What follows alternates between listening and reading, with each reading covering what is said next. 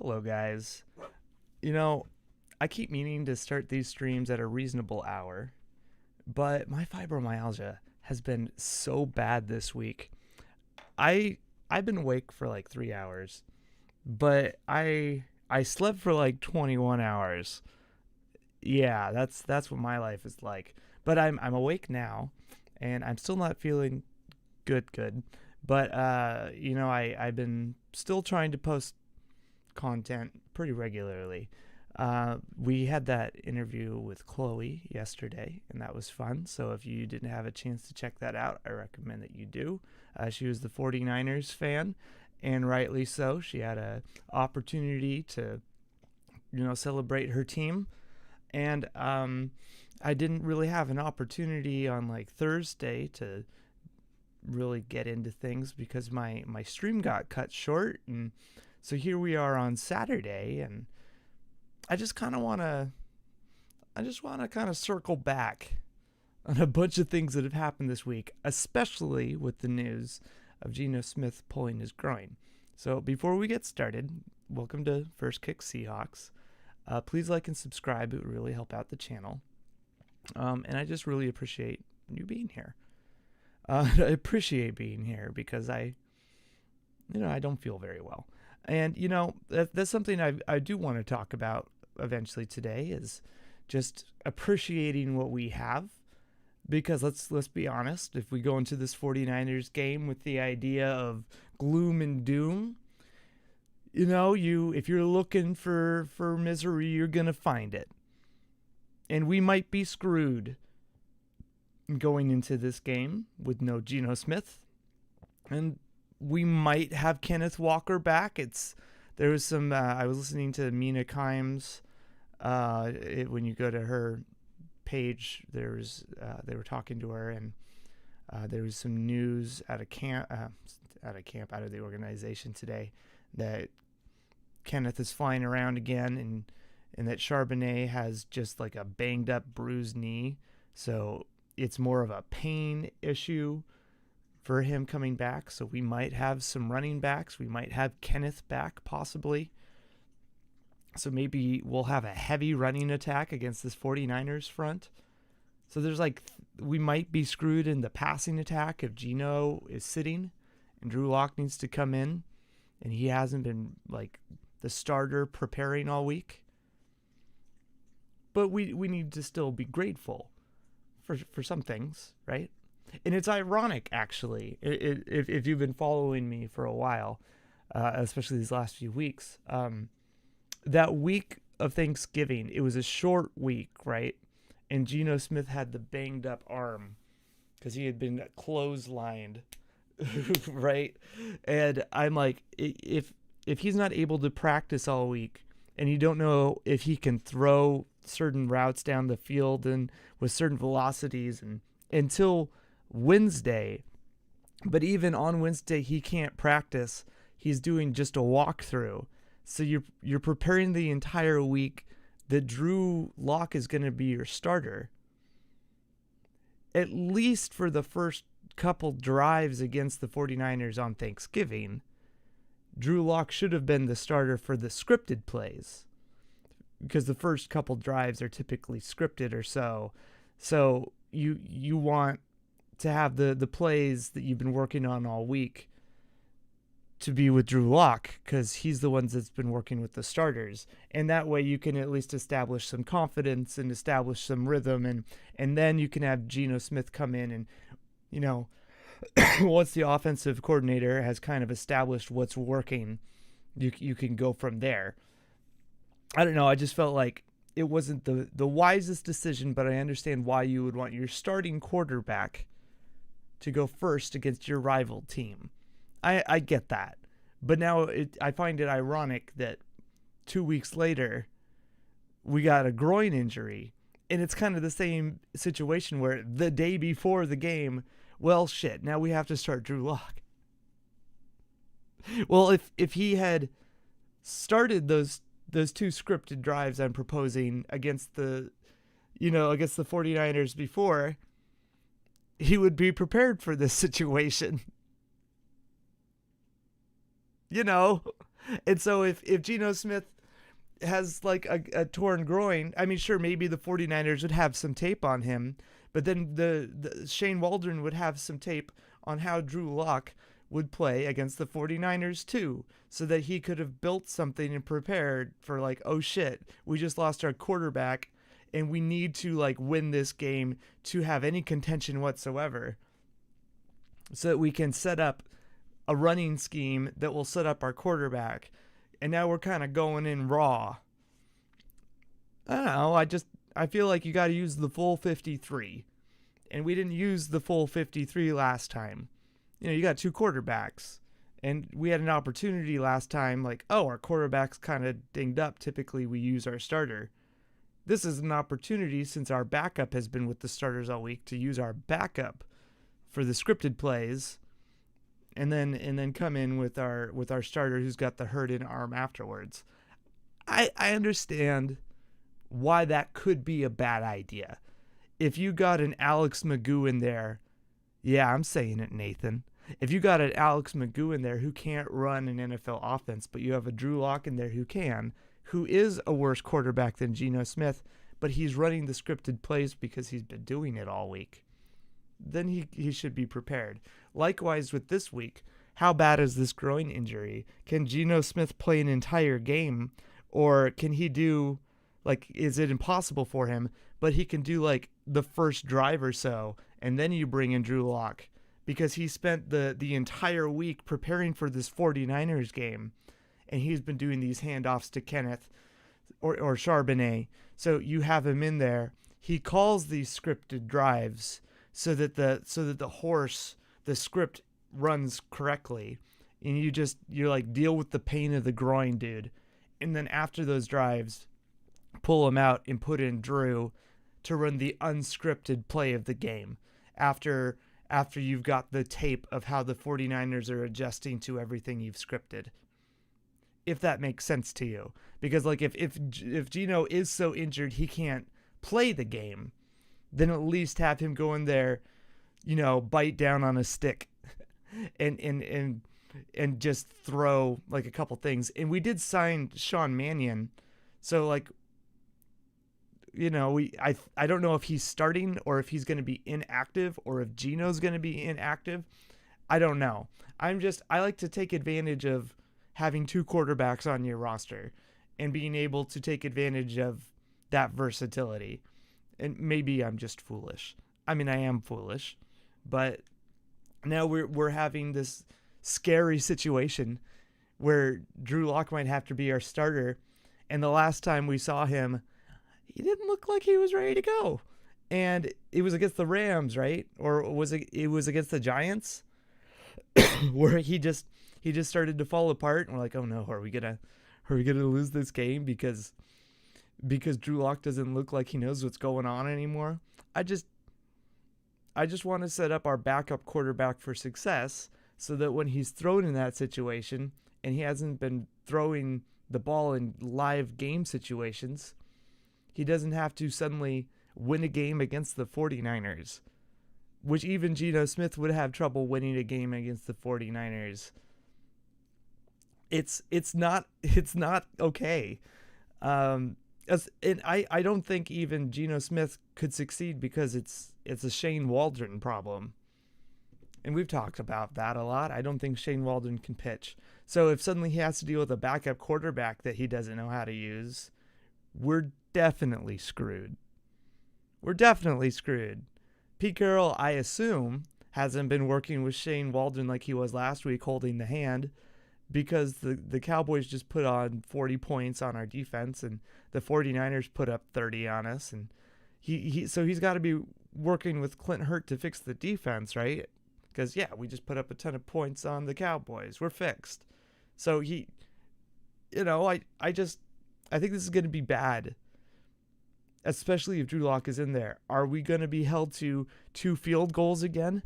We don't have Jordyn Brooks in. It sounds like he's injured, and he was the one who got the pick 6 2 weeks ago, which was why we had 13 points. This could be bad. This could be really bad. And so, yeah, I'm like, let's let's brace ourselves, because this could be bad or this could be great. We could go in there and be like, shit, we don't even have a quarterback. Well, let's throw in all of our run plays. It's not going to happen. Shane Waldron doesn't believe in running the ball. What's going to happen is what happened last time, where he's going to throw 11 times in Ward's direction, and Ward's only going to allow like 3 receptions for 44 yards. And he's going to throw into like the hardest routes possible. He's not going to be throwing slants or anything. No. It's going to be like fade routes and that stupid out route, which is probably going to get picked off. He's not going to put Drew Lock in a safe situation at all, because he hasn't done that for Geno Smith, and he didn't do it for Drew Lock when Drew Lock had to come in. Do you remember when Drew Lock came in? He had Mcintosh Kenneth Walker and Zach Charbonnet. And you know how he warmed up Drew Lock? He had him throwing deep seam routes instead of like handing the ball off. And then I think it almost led to a pick six, right? He had Drew Lock just chucking the ball all over the place, throwing screens and stuff. Like, just run the fucking ball, make it easy on your backup quarterback. And so I think if Drew Lock starts, our offensive coordinator is going to screw him over and make Drew just suffer so hard, unless we run the ball. And I'm not saying that we're going to actually run the ball on Fred Warner, right? If Zach Charbonnet is having knee problems, he's probably not going to succeed anyways. If Kenneth Walker comes in and he's healthy, he was already having problems reading gaps all year. And we can't blame that on the injuries on the offensive line. I mean, sure, we got Abe Lucas back now, and we're now able to run to the right side, the strong side, where we weren't really able to do that before. So maybe when Kenneth Walker comes in, now he'll have better running gaps. But if you remember, the biggest problem we've had with Kenneth Walker is he bounces everything, and he doesn't read the right gap. So if he comes back and magically he's reading the correct gaps against the 49ers, I don't think it's likely. So I would love to see him run between the tackles, and it's just hit this gap, right? Just, you get these 3 options, choose it, and don't overthink it. But that's not how he's used. He's an outside gap running back. So we're going to probably see him bounce a lot, which means, Warner is just going to eat him up on the outside, because he's going to probably not hit the right gap, because he normally misses.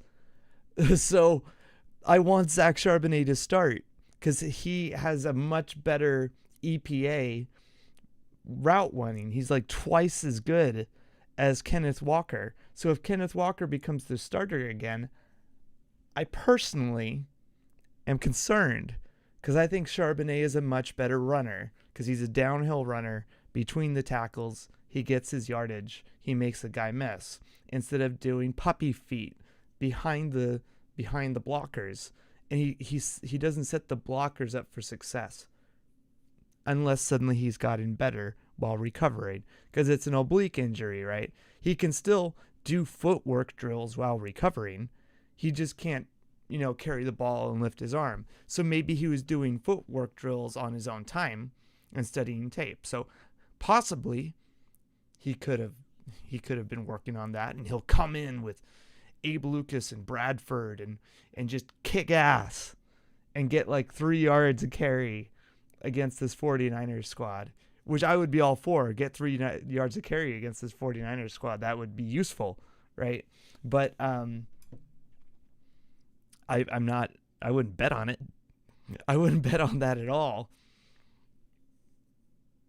It could happen, but I talk about tendencies all the time. Shane Waldron hasn't shown that he's willing to do that with running backs. Pete Carroll has shown he's willing to do that at the wrong times. And that was with like Brian Schottenheimer. And so I don't know really what's going to happen. Except for one thing.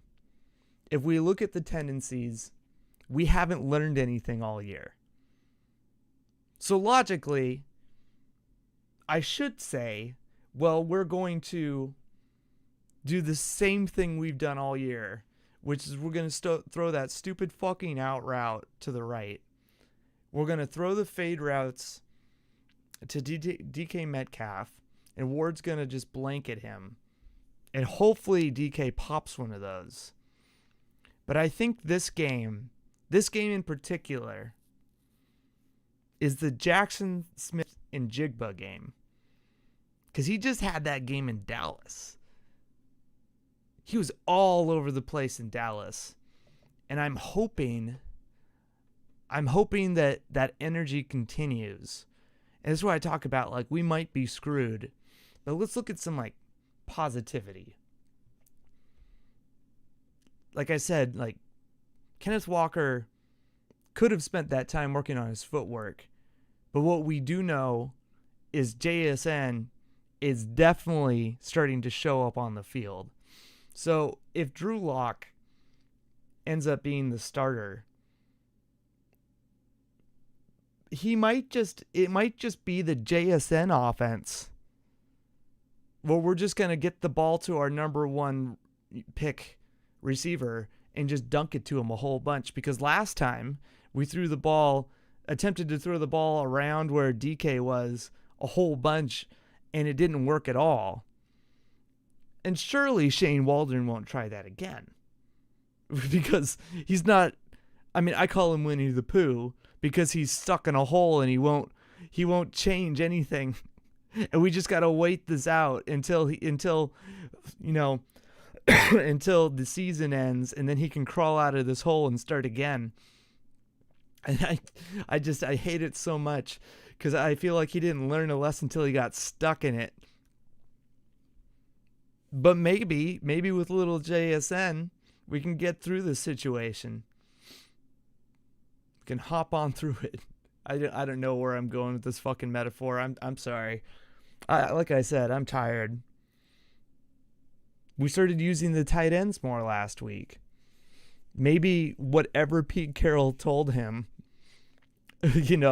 Rabbit sitting there yelling at him, "Why are you in my fucking hole? You got us stuck." We'll kick him in gear and we'll just throw the ball to the tight ends and we'll use the hell out of JSN, and that will open up DK Metcalf. And then maybe Tyler Lockett, being so pissed off because he dropped that ball, will catch everything again because he's a competitor. A little positivity. I'm not talking about winning the game either. I've been talking about fundamentals all year. I've been saying, and this is the fundamentals, and if we get the fundamentals right, we'll win the game. I'm pushing all of that to the side because the team hasn't proven to me that they can get the fundamentals right. Even against the Dallas Cowboys, we were getting like down the field, but we were still messing up fundamental football. And so I just want to see that we can play good fundamental football. And I know it's a coaching thing, but it's also a leadership thing. And we've seen DK become a better leader. It's interesting. I've talked about it before. Geno Smith losing, like going, like kind of losing his temper, right? Because he's a gamer, right? I call it. He's just like a fucking gamer, just intense, right? And then every once in a while, DK will come up and put his hands on Geno's chest and be like, it's okay, man. We will get him the next drive. You got this, bro, right? And I love that about him because that's some good leadership. But it's also on the field type of thing, the ability to just never give up on a play, the ability to drag down. And you see that with Tyler Lockett too, where he's not known as the speaker on the sideline. He's known as the person who performs. And I was cut off at the end of my last stream as I was talking about leadership. I want to get into that more and how it relates to Jamal Adams and his behavior with the New York Jets reporter, the New Jersey Jets reporter, Connor Hughes. But Tyler Lockett, always a really good soul, a really good human being. And he kind of took over the leadership role after Doug Baldwin left. He was a really intense human being, also a really good soul, but like really intense, really fierce human being, really fierce, outgoing competitor, and you could visibly see it. And Tyler Lockett comes in like a sweet angel, right? Like grandma's little angel is how I would describe him. And when you put him next to Russell Wilson, who I think Russell Wilson would best describe himself as a man of God. Now I'm not religious, right? And I'm not trying to comment on any of that. But I think emotional synergy is important in the locker room. And so, yeah, you get a lot of religious players in the locker room. But when you have people that are the same religion and the same type of subsect of their religion, and they have the same type of energy and values, I think Russell and Lockett synced up really well. And when you have that type of connection, leadership is then shown through actions a lot better. And when you look at like Richard Sherman and Earl Thomas and Cam Chancellor was the quietest of them all until he was the loudest. He was described as the lion amongst the wolf pack. And so a lot of them were really religious too, but it was a completely different type of energy than what you had with Russell and Lockett. And Russell and Lockett set records that NFL players will never beat, which is that like a 158.3 record back-to-back seasons for a wide receiver, meaning that the wide receiver had a perfect record back-to-back NFL seasons when targeted, which is insane, right? That means that when targeted, he was perfect. Tyler Lockett was that guy. And part of that was that emotional and psychological and spiritual energy that he had connected. And that's leadership, right? Through the actions and the way that they behave together and the way that they sync up together. And it helped with the other players too. And they all kind of took on that same type of energy, right? They're all kind of quiet. And they all just kind of did their jobs together and kind of followed Lockett's lead. Just like how the Legion of Boom, they all kind of had the same kind of vibrato as Richard, who showed his voice vocally to everybody on the field. And then whenever Cam Chancellor would come in and just maul somebody, you could just see it on the field. Everybody else would start hitting really hard, and everybody else would start gang tackling and stuff. And so when you look at our current team, we don't really have that synergy between the quarterback and Tyler Lockett anymore. They're not the same type of people. All right, it's just what it is. And I had proposed before that Tyler Lockett, we should have tried to trade him to Denver to see if we could get some capital, because I think it would have been interesting to see what would happen if they would have stayed together, if that could have kept Russell Wilson's career high flying, to keep his favorite target with him. At any rate, so we have this like intensity with DK and Geno. They're both gamers, right? They both want to kind of punch you, and a bit of an underdog mentality. But I'm thinking about the leadership on the team.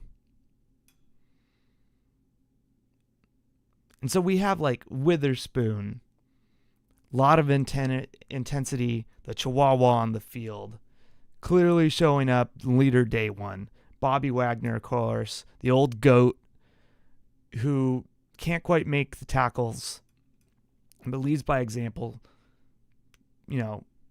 tells everybody how to be a professional. But then we have Jamal Adams, who's taking a shit on a reporter's wife's face. And he's missing tackles all the time. And he's not doing his job correctly. And he's talking a bunch of smack, getting beat, and then talking smack immediately after. And then smacking the player that's beating him. Like, literally. What is he teaching the rest of the team through his actions? I don't want Woolen anywhere near him. Because I don't want Woolen to learn I can talk smack, fail, and I'm still good to go. I don't want him to learn that he can be criticized by some punk reporter on the internet and that he can just go lower than that reporter when really he's getting paid millions of dollars and the reporter is meaningless. Just focus on your game, dude. Jamal Adams just needs to focus on being a better player, and he doesn't. He plays like shit. And it's not the reporter's fault. It's the fact that Jamal Adams doesn't know how to angle himself. He doesn't know how to wrap up correctly. He's being put in bad situations possibly when doing man or deep zone. So he's getting beat by tight ends. Or maybe he just needs to play better. But to go out there and be this braggadocious, get beat, be more braggadocious, and then insult this dude's wife. Like, fuck you, dude. I don't want that type of leadership in the team at all. I want a leader who's like, I got beat. I'm going to make sure that I don't get beat again. Or I'm going to show you how I'm going to prepare so I don't get beat again. Instead, what we see is the defense is in shambles. Everyone's missing tackles. Just like one of the highest paid defenders on our team. Leading by example. So yeah, of course the rest of our DBs are missing tackles. And of course we're playing undisciplined. Because the leader on our defense is undisciplined. When the leaders on our defense were disciplined, you know what? Our defense played disciplined. And there's something to, our coaches need to be disciplined, sure. But we got more players on our roster than we have coaches. So eventually the players inside the team, Pete Carroll built the team that it's the team's team. It's not a do your job team like Bill Belichick. It's a, hey, I'm putting you guys in a situation to succeed. And frankly, I don't think he is. That's another conversation. But it's supposed to be, you guys are vocal, and I'm going to let you guys be who you are. And right now, who's Jamal Adams? He's an asshole. And we don't want our leaders to be assholes. We want our leaders to be competitors and to show everyone else how to be competitors. Always compete. And he's not doing that. So get him out of the building. It's just unacceptable. And normally I'm not this harsh. Because everyone makes bad decisions. But there's some lines where you need to show the rest of your 52 that, hey, this isn't how we compete. And you need to show them how maturity is learned, and sometimes consequences is how maturity is learned. And if this dude's getting paid millions of dollars to continue playing after playing poorly, not leading, talking all this smack, insulting other franchises, reporters, wives, is he making anyone in the team better? Like, maybe he's talking a lot, but we've been in meetings where there's somebody who's talking a lot and then they don't do anything. So sure, he's maybe doing wrap-up tackles and maybe he's dropping into zone, but they're not blitzing him. They're as much as we would like. They're blitzing him just as much as they did when he was with the Jets. He's not a shut down anything. So what gives him the right to talk so much crap and to not, he's not leading by example. He's leading by spewing gases out of his mouth. Witherspoon, on the other hand, is leading by example. He's making the tackles. He's making the plays. Yeah, he's talking smack, and then he's backing it up. But then also when JSN makes a play, the dude on offense, when he makes a play, he runs over to cheer that guy on and let him know that he's awesome too. That dude is all over the place. He's pumping energy. He's pumping everybody up. And I know Adams does that too, but he's also doing it by showing it. And whenever he does something wrong on the field, he then corrects it. And you don't see him going after reporters. You don't see him getting in a defender's, in an offensive player's face and smacking him in the face. So which guy do you want to follow? Do you want to follow Witherspoon into battle, or do you want to follow Jamal Adams in the battle? Let me know in the comments below. Because if I'm going to lose against the 49ers, I want to be led by the guy who's going to battle through it all and then have some honor. Let's fucking go. I don't want to go with the guy who's going to be like a child the entire time and throw a tantrum. Now, there's a difference between two guys colliding fists with each other.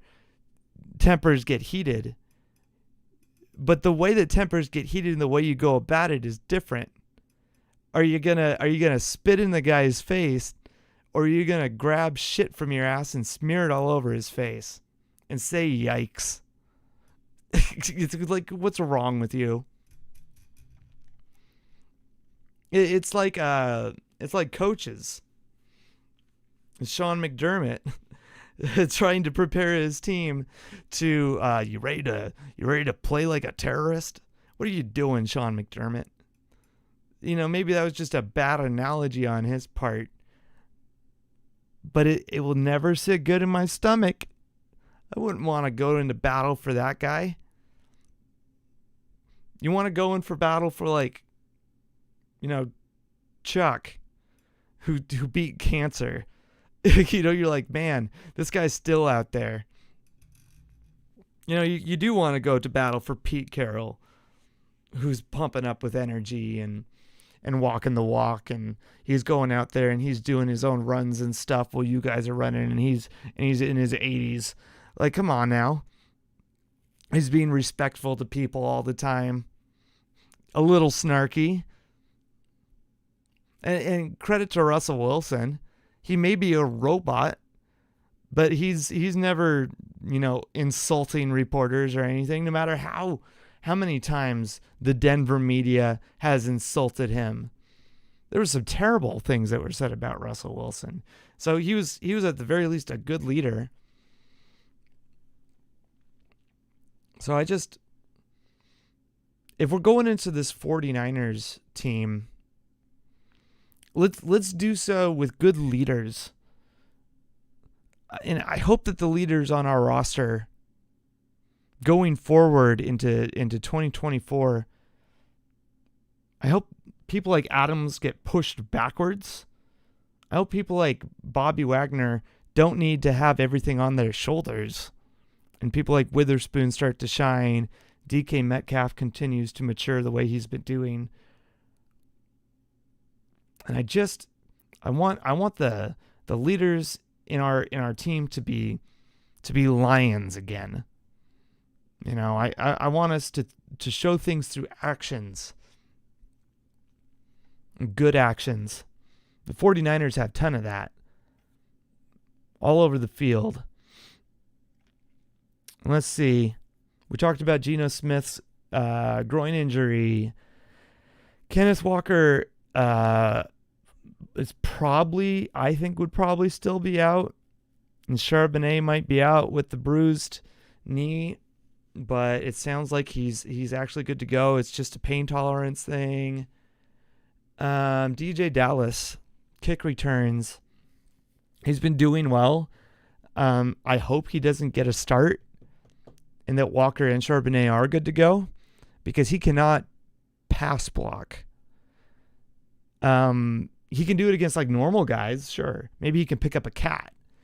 But he would. I mean, we all saw it when he was asked to block Parsons. Holy shit!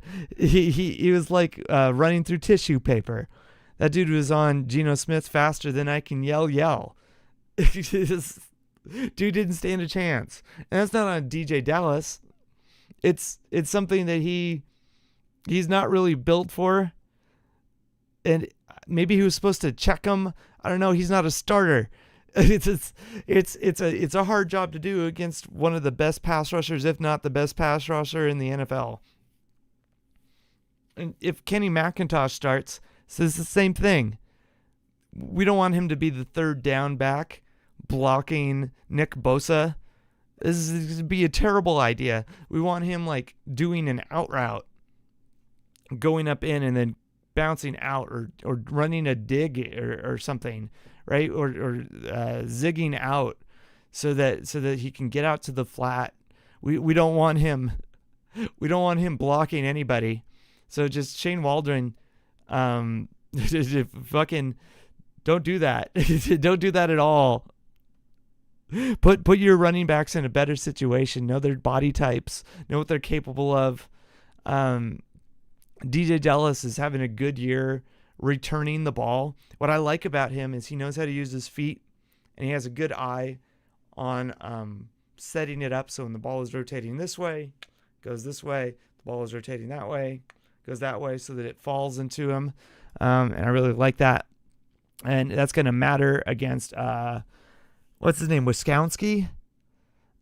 The 49ers punter, another Australian kid. So I talk about how to catch the ball a lot, but I'm going to close this so I can see myself a little bit better. The Aussie kick that we had with John Ryan, he used to just kick it as high as possible and not nearly as long as it used to be. And the idea was that if you kicked it as high as possible, it would give your gunners a chance to get close, and it would kind of throw off the vision of people, and they'd be like, I'm going to flag it, maybe not. And then ideally the Rocket would come in and take him out. Ricardo Lockett. E. And so there would be like no rotation, really. It would be a normal rotation, but it would be so high and long up in the ball that typically teams would just be like, okay, I'm going to do a safe kick. And then they'd get it at like the 20, the 25 every time, and they wouldn't return it. And so we'd just pin them down. But that's no fun, right? We want to get them closer to the 1 yard line. So with Michael Dixon, he has a way of punting it. So it's like a reverse rotation. So normally when you kick it, it kind of rotates like this. Or hold on, yes. So when you kick it, rotates like this. When he kicks it, it kind of rotates like this. And so when it lands, it has the opportunity to land and then bounce backwards. I think I'm getting the rotation right. And when it bounced backwards towards the line, instead of going into the goal line, it'll come this way, back towards where the punter was. And so it's so you can pin them as close to the goal line as possible without actually getting a touchback.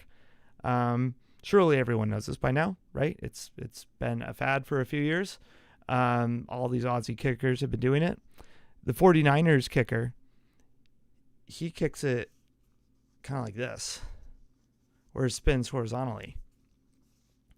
And so when you're trying to receive a normal punt, you kind of put your hands like this so the ball flips into it. Or you put your hands the opposite direction so the ball flips into it. But also, you set your feet. There's a famous Edelman clip where he's talking about it, where Bill Belichick is talking to him. He's like, so how do you catch a punt? And he's like, I don't know, with your hands. No, you catch it with your feet.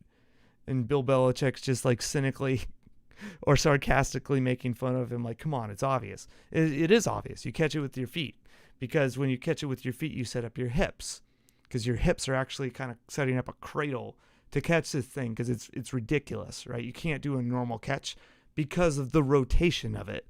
The rotation is insane.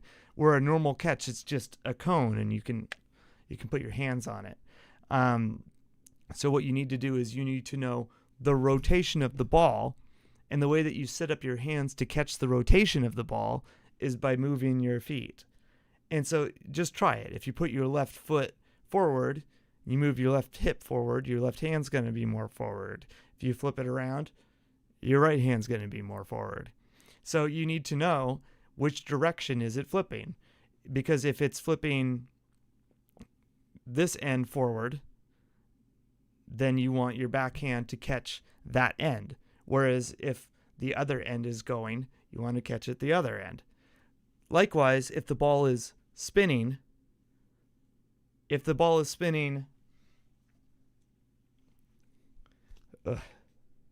is so weird for me to comprehend. If the ball is spinning in this direction, you want to catch it so that it lands in your pocket this way, in your hip.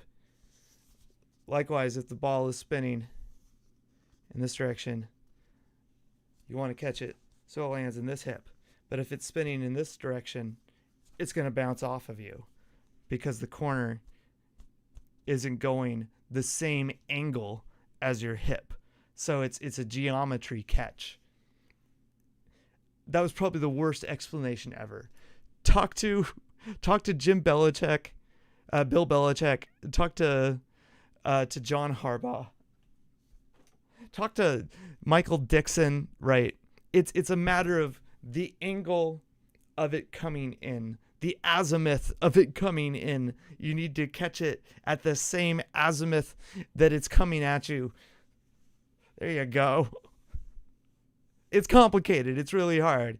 And so DJ Dallas is really good at that, catching it at the right angle and accelerating upon it while making the first guy miss. He's really good at his job. He's underrated. And so he's not there to be your running back. He's there to be your punt returner. All this is to say, the fact that he's catching punts from Michael Dixon all camp is probably really useful against this 49ers kicker who kicks it that way, because really no one else in the NFL does that. So DJ Dallas can comprehend, I need to catch it in this vertical angle in this pocket, or I need to catch it in this one, because you need to not only be watching, is it spinning this way? Is it spinning this way? Is it spinning this way? Is it spinning this way? But also, this gunner's trying to kill me. This gunner's trying to kill me. Is this guy going to block the gunner? Is this blocker going to... Do I have enough space? Do I need to put... There's so much happening all at once that when you catch the ball, he then manages to make a guy miss and get down the field, and he's picking up over 10 yards a carry. He's really good at his job. And so all credit to DJ Dallas. I just don't think he gets enough credit for what he's been doing on special teams. And also shout out to the 49ers kicker, Wisconsin. Let's pull him up. Let's quit butchering this man's name. Punter. Yeah, Wisnowski. Mitch Wisnowski. He's fucking awesome. Yeah. Punting is hardcore. And the more that the NFL tries to get rid of it, the more I'm like, no. What are you doing? It's like if you like baseball and like the different types of pitches in baseball, you gotta love punting. It's just it's hardcore. Okay, we talked about DJ Dallas and we talked about Kenny Mcintosh.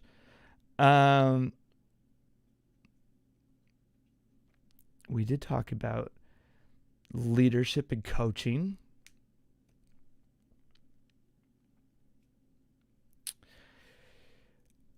Okay, there's two more things I wanted to talk about. Okay. Number one, let's talk about a little bit more about enjoying what we have. And I'm going to start with a wonderful gent named Matty F. Brown, which I highly recommend you check out his YouTube channel. I actually have a link to one of his most recent videos in the description below. While you're also at it, since we're here, I would also like it if you would like and subscribe to my channel. It would really help out. Anyways, he does a channel called Seattle Overload with Griffin and a man named Schwartz as Dakusu. I can't pronounce your name. I apologize. His ass. I'm from Bellingham, Washington. Matty F. Brown is all the way actually over in Britain. Griffin is in the Seattle area, and Ty is up in Canada. But Seattle Overload, they actually do hardcore breakdowns of tape because Matty is a coach. So what he does is he'll typically go through defensive plays. But they were the guys who, yeah, I'm from Washington. So he will go through Geno's plays all the time. And they were the guys who kind of were first on the Geno Smith bandwagon. And they talked me into it because I've never been a Geno Smith fan. So when I looked at it, I'm like, oh, he does kind of know how to read. And they just want to remind people that Geno Smith knows how to read. And he knows how to complete these throws. It's just a matter of scheme, and it's a matter of usage. And so he recently posted a video about Geno Smith, which I did. Again, I posted that in the description below. I'm being asked to say something.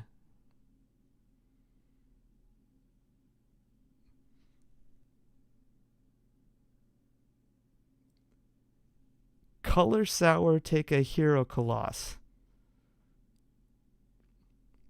Anyways, I don't know what that is supposed to mean, but there you go. Peter Piper picked a peck of pickled peppers. Picture me paying pretty pussy with a pen and pad, picking a pair of pocketed peaches pressed to the face. There you go. What I have found with Geno Smith is that he's able to get to his third read very, very easily. But what's happening is that interior gap keeps breaking. And the NFL as a whole, the fans keep saying, has... Picture me paying pretty pussy with a pen and pad, picking a pair of provocative peaches pressed to the face. Sorry. The chat's asking me to do things. The interior line keeps breaking away. And the NFL has a problem finding and identifying interior line. And Geno Smith keeps getting inhaled in the interior line, and Cross is doing a good job. And Abe Lucas is doing a poor job coming back in time to take care of Geno Smith. And when you look at the offensive line grades that we've had this year, the Seahawks offensive line is ranked 30th in the NFL. So we haven't been protecting Geno Smith all year, but he's got pretty good grades. He's outrating Matthew Stafford and a bunch of others. I think he's a top 10 quarterback this year. So I would really appreciate it if the Seahawks fans in particular would just take a step back and appreciate Geno Smith a little bit more. And nobody really does it better than Matty, Griff, and Ty. And it's because they take the time to break down like his actual ability to step and to read the routes. Now, I have noted in the past that Geno Smith has poor footwork. Not bad footwork. His footwork has become poor. They're getting sloppy. And it's a result of the offensive line, where the offensive line is starting to give. And when you're under pressure, your feet start to slip and start to tell which direction you're looking. Or when you look at Purdy, because the offensive line has been functioning so well, though it's not graded as great, he has the help of the offensive line running. He will start to block. He will start to block out the pressure that's coming at him, and have good natural rhythm in his stepping to the third step, to the fifth step, to the seventh step, without telegraphing the direction he's throwing. And that leaves his guys open. Where when Geno is starting to kind of stutter his feet over, yeah, he'll misplace some throws.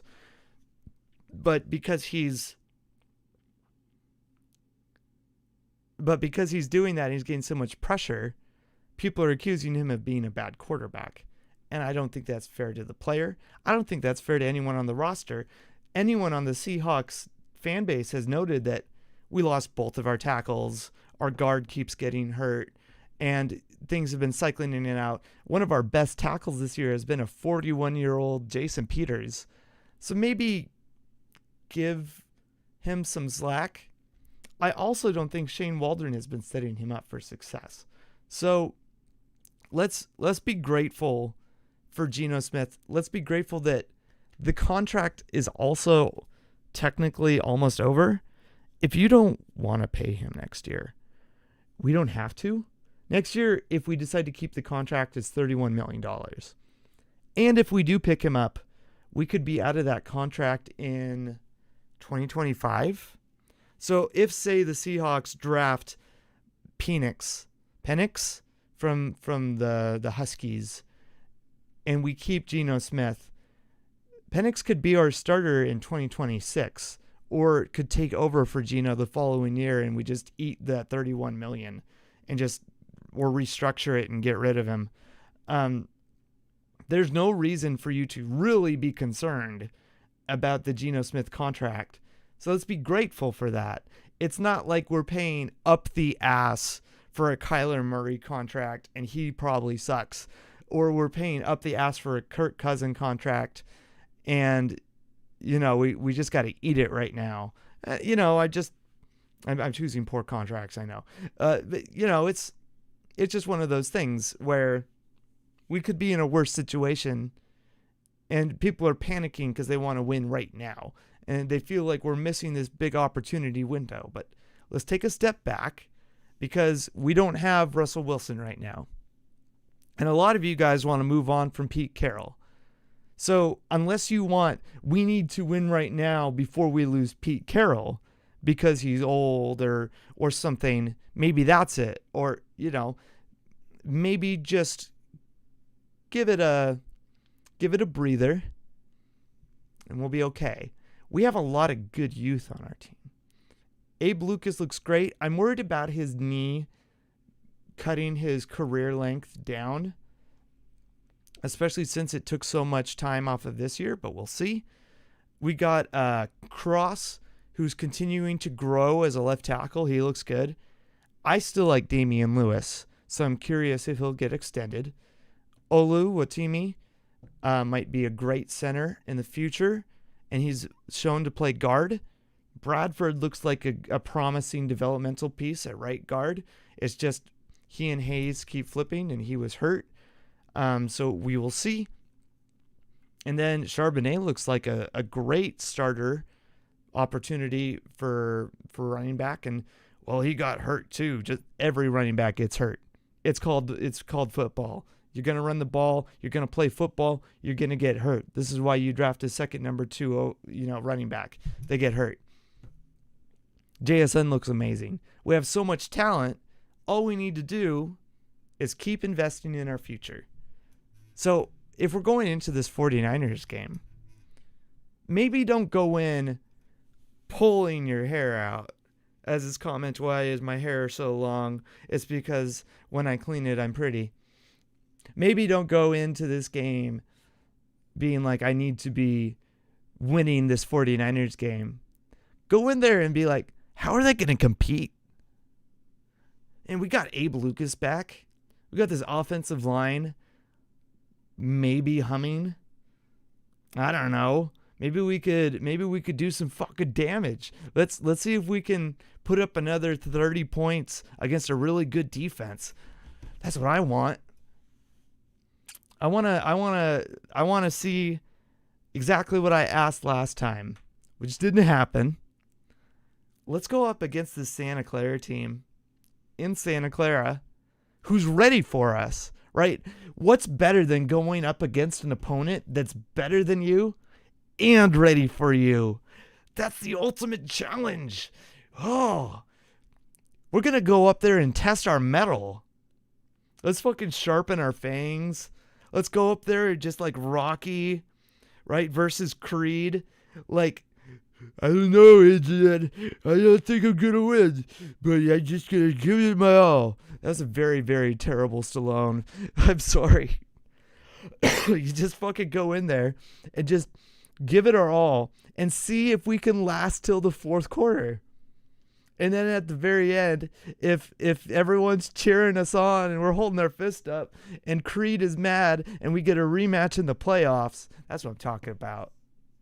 That's what I'm talking about. That's what I fucking live for.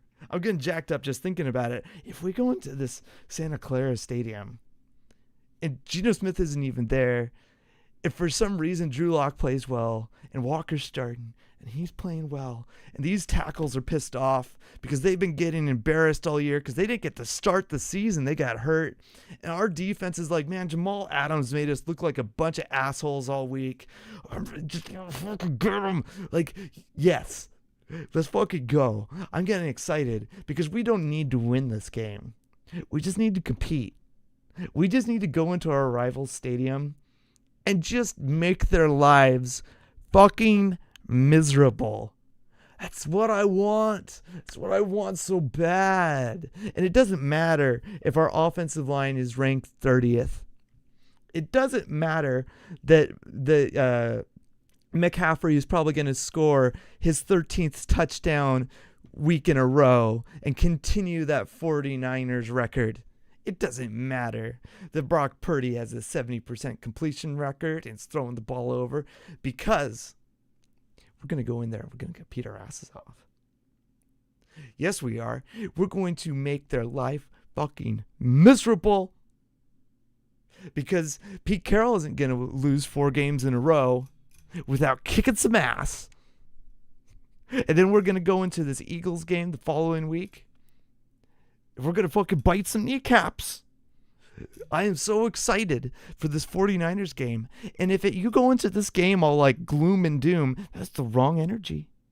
That is the wrong energy. You need to be ready to fucking headbutt a motherfucker.